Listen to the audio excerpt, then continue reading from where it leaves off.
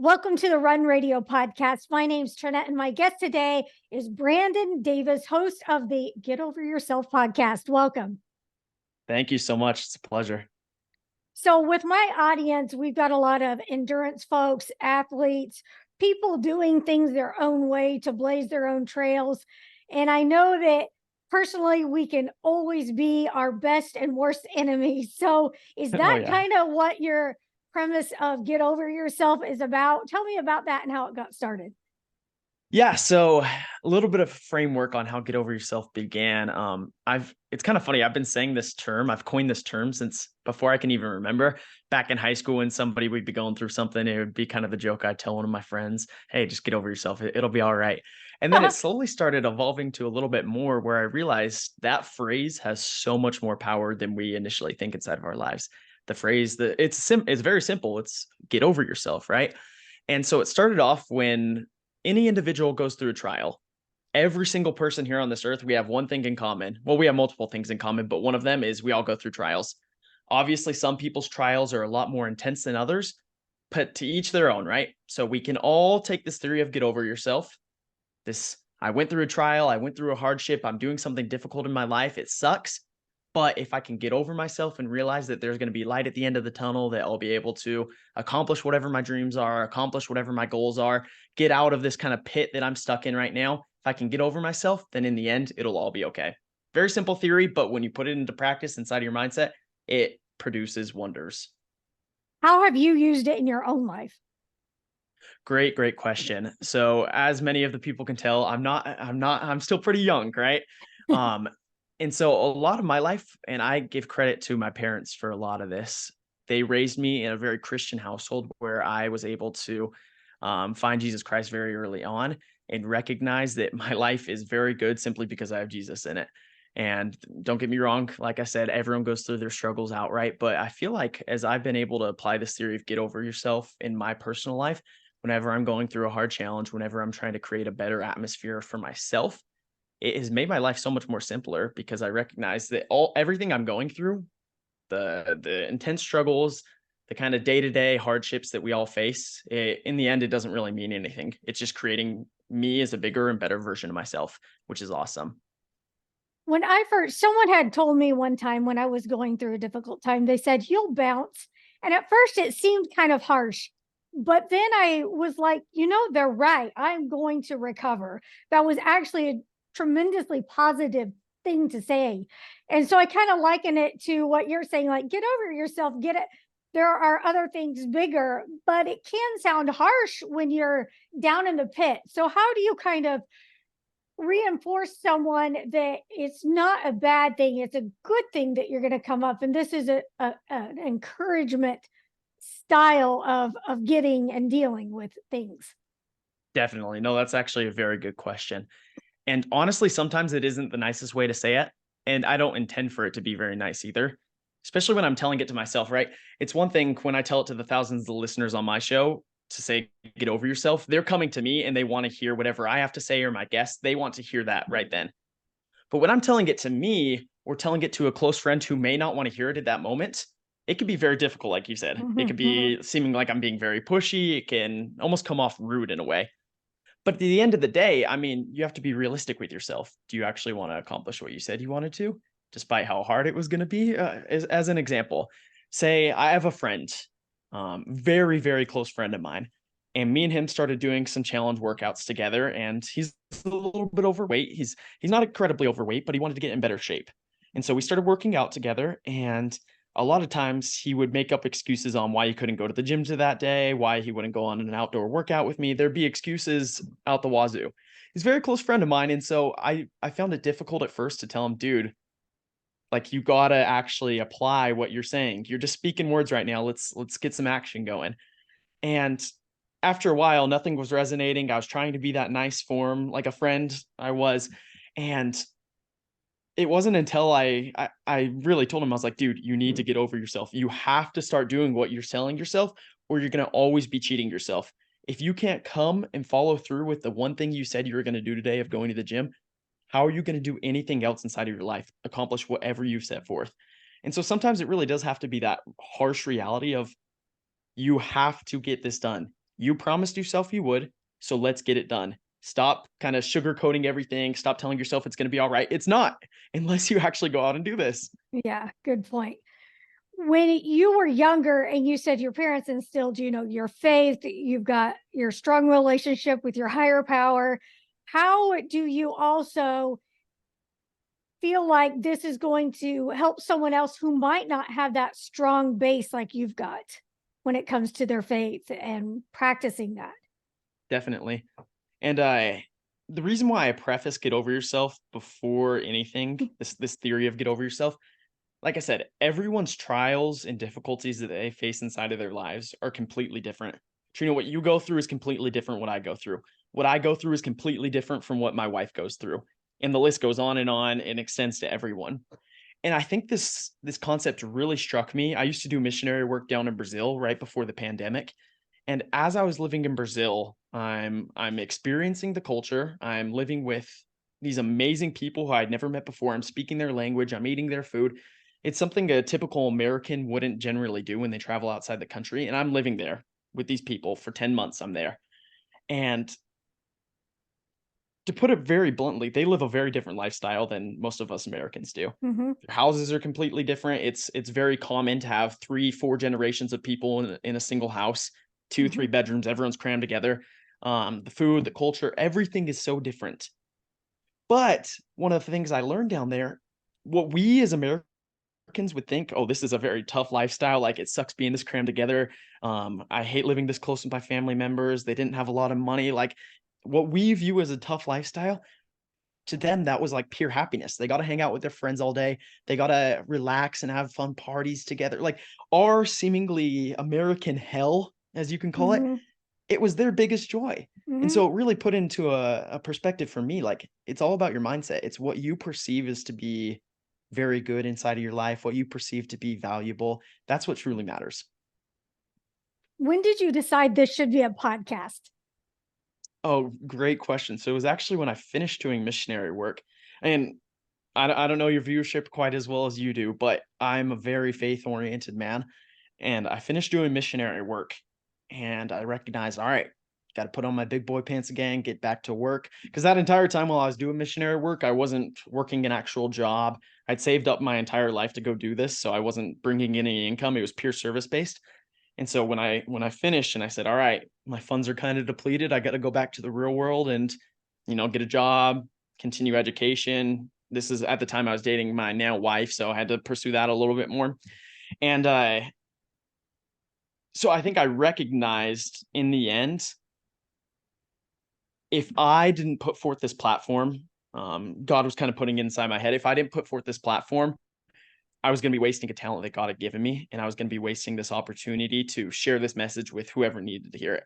Like you said, Trina, it's difficult for a lot of people to hear, and I think that's the best form we could actually take these days. I feel like a lot of people are sugarcoating things. I feel like people are taking things a little bit too relaxed nowadays, whereas we need to kind of just get in the thick of it and recognize that our lives, if we want them to be improved, whether that is financially, spiritually, physically, whatever form you're trying to work on inside of your life currently, stop beating around the bush and get straight to work. Let's get over ourselves.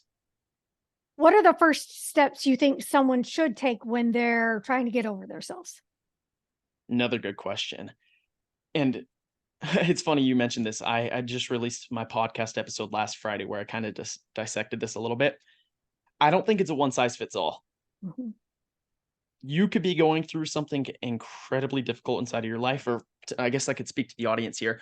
Whatever you guys are going through, maybe you just lost a loved one, maybe you're battling some form of disease, maybe you, or heaven forbid, you're having some mental issues where you're going through anxiety, depression.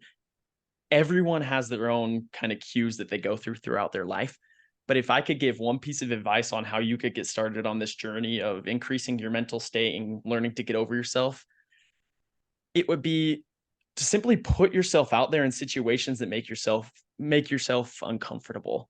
One thing that I've tried to focus on very strongly inside of my life this past 2023 going throughout, is we're kind of wrapping up 2023 here. We only got about a month left, month and a half left. I've tried to put myself in so many situations that made me uncomfortable. One way I've done that every single day for the past year, I've been taking cold showers. Cold shower right when I wake up in the morning. Nobody likes doing it. It's a jolt of energy. You feel gross. I'm sitting there shaking in the shower. Nobody likes that feeling. But as a way for me to get uncomfortable inside of my life, I started taking cold showers. Maybe for you, that's having a conversation with somebody if you're a little bit more reserved and you can't kind of go out there a little bit more publicly and make friends or do whatever. Maybe that's your challenge. Go out and try and make a friend every day or speak to somebody new, kind of get out of your comfort zone in that way. But whatever realm you're working on, whether once again, it's a fitness journey, it's increasing your mental state, whatever it is, find kind of a goal that you would really struggle with, a situation that would make you very uncomfortable, and start trying it. It's going to go horribly at first. I remember when I first started my cold showers, I'd get in for like 30 seconds to a minute and I'd be shaking. I'm like, okay, I'm done. But now I can go 5, 10, 15 minutes and it's no issue. I'm just there and I've told myself I'm going to do it. So it's become a habit I've practiced. Just curious, why did you pick the cold shower? I asked this for a reason, but go ahead.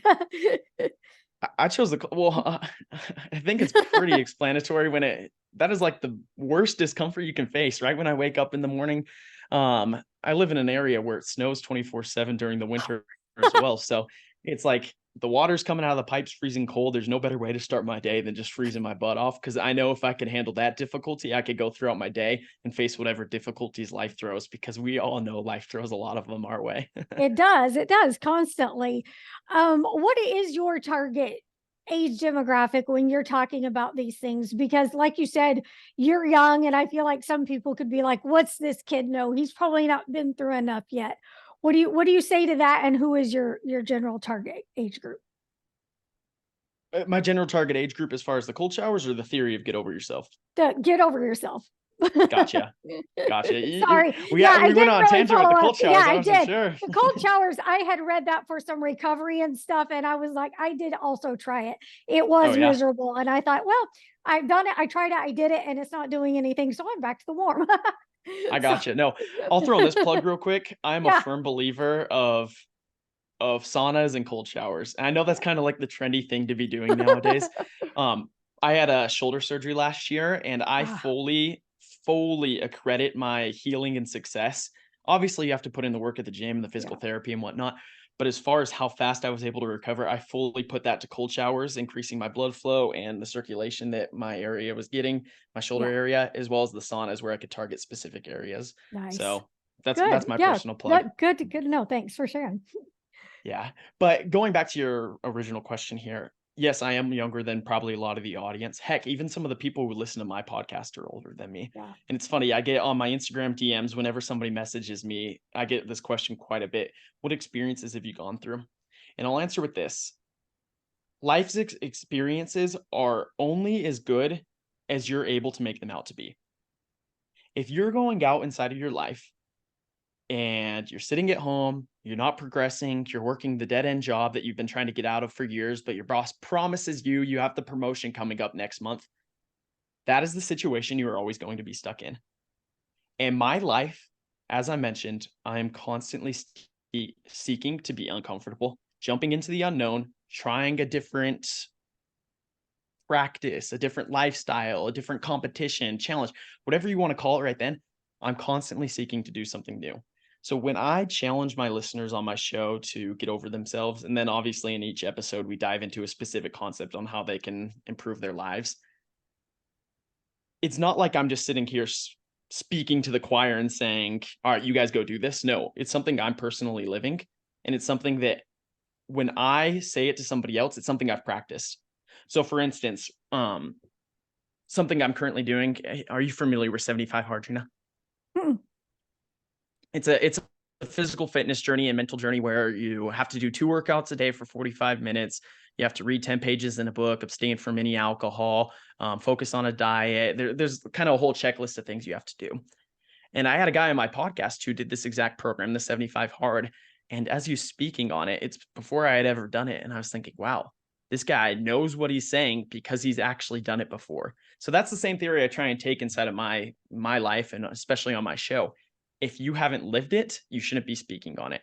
So of course, and the last thing I'll say on this as well, there's always going to be somebody who knows a little bit more than you. There's always going to be somebody a little bit stronger than you. There's always going to be somebody a little bit better looking than you, funnier than you, more well off financially than you.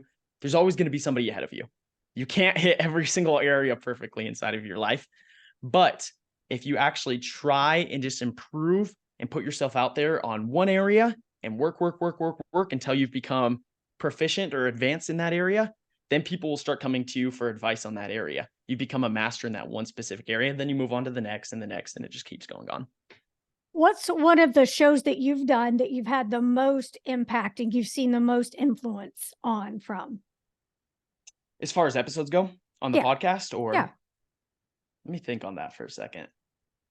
I didn't know if one stood out to you that was like, wow, I'm glad we covered that, or that was a great discussion. Oh, definitely. I think personally, and this is an episode that really shocked me. I was interviewing a man named Junia Brubrun, comes from a completely different lifestyle than me. Immigrant family to the US. He grew up not really speaking English. He was kind of an outcast in his neighborhoods. Um, and his entire lifestyle completely different than mine. I'm very business oriented, goal oriented, just get in there, get it done sort of mentality. Whereas his was he every day he worked, it was in the service of others. And so Oh, when I interviewed him, his entire purpose, he would live in the US. He grew up here and whatnot. His family was the immigrant family, but he lives in the US about 5 to 6 months of the year. Then the rest of his time, he takes whatever earnings he made that year, financial earnings, he moves to an impoverished country and he uses all the funds that he made, literally everything, to bring clothes, food, water, supplies, whatever he can to this impoverished area. And he literally just like brings joy to people's lives. That's his entire lifestyle. And I was like, wow. there is literally no one on earth who can really copy that format. You are one of a kind, dude. That is neat. Is that Very one of the cool. ones that has really hit you personally the hardest, or did you have another one that really spoke to you personally? Well, no, I mean, I think anyone who listened to that episode, the amount of replies Yeah. I got on Instagram and in my email about that episode, just saying like this guy is awesome, it was ridiculous the amount of feedback people gave on that episode. And for me personally, like I said, I've done missionary trips, I've tried to focus my life towards service, but that is on a whole nother scale. This guy was he was a modern day savior to a lot of people, which was awesome. What else do you do besides the podcast? You had mentioned something about coaching. Do you do that also? Yeah, great question. So this past year, it's kind of up and coming a little bit. I have a background in sales as well. So besides the podcast, besides self-improvement and whatnot, I have a background in sales. And I recognize a lot of times in the sales industry, because the money is derived strictly from people's success and goals, it can be very difficult sometimes for people to wrap their head around. Holy cow, if I don't make a sale today, I'm not going to make money. And that's the reality of the industry. It's very cutthroat.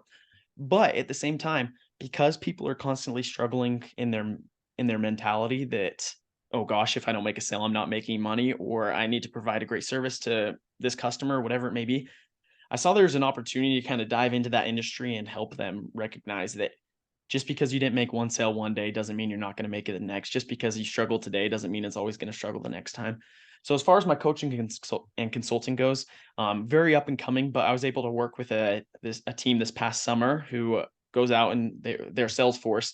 And just in the 4 months of the summer, they brought in just under $3 million in revenue.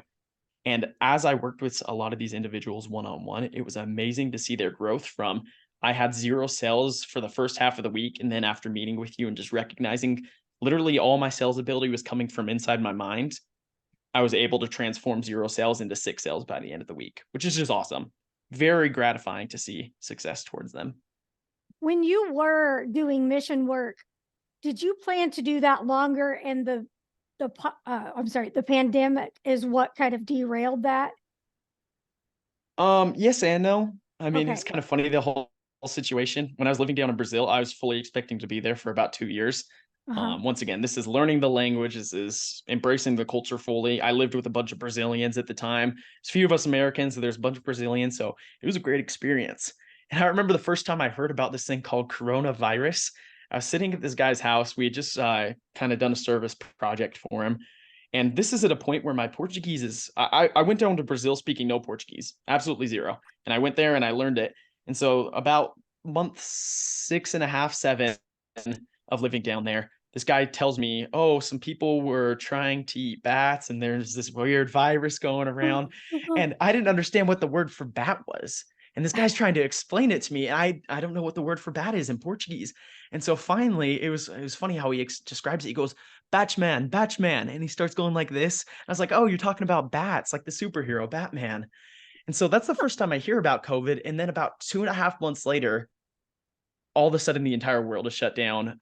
Brazil's Mhm. kicking all of us foreigners out. Literally, all the foreigners in the country had to get sent back to their original countries. It was a madhouse. I remember when I got back to the US, I landed in LAX. It was a ghost town. If you think airports are always busy, imagine LAX at its prime. I've been My there, done that. goodness. This place, there was less than 100 of us there when I got home.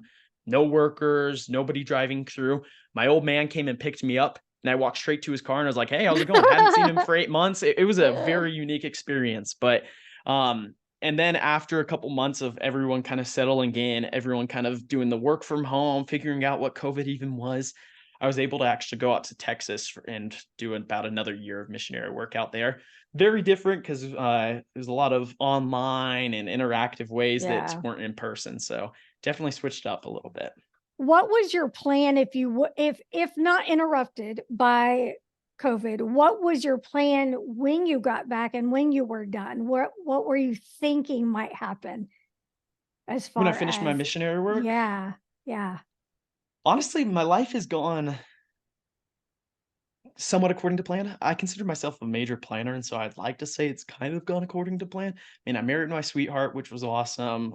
Went to school, been kind of checking off all the boxes, and so far it's just a matter of actually putting into effect everything that God has in store for me. A lot of times it's difficult. This is another thing that a lot of my audience struggles with on my show, trying to figure out exactly what they want to do with their lives. Hmm. No matter if Yes. you're 15 years old or you're 45 years old, some people just haven't found their calling. So it's me actually going forward and figuring out what I need to do to help other people do exactly that. Do you have any advice for those people since you've been able to execute it what seems like seamlessly so far?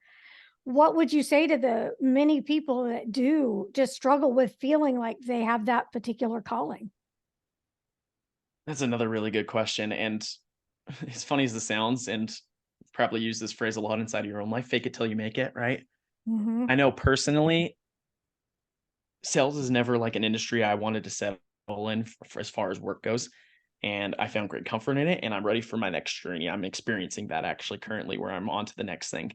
And so I think it's especially in today's workforce where so many individuals have the opportunity to switch companies to kind of chase a completely different lifestyle. Heck, especially here in the US, you can get paid to do anything these days. If you find a very unique way of doing anything, somebody is willing to pay for it. I promise you of that. And so if you feel like you're kind of at a crossroads where you want to keep going just because you're getting the paycheck, but you honestly feel stuck inside of your life and your job, or heck, if you're in your physical journey and you want to go work out and you want to lose some weight and you want to get stronger, but you just somehow can't find the time, you guys just got to workshop it a little bit, figure out what your priorities are, and just go for it. It'll be difficult at first. You may have zero sense of direction. You may be stumbling and tripping over your own legs a couple times, but in the end, if you kind of just put yourself out there and start working on something, eventually you're going to get the momentum to push you forward up that hill. And get out of your own way. Get over yourself, right? Get Get out of over your way, get yourself. over yourself. All right, where can folks go to follow you, keep up with you, listen to the podcast?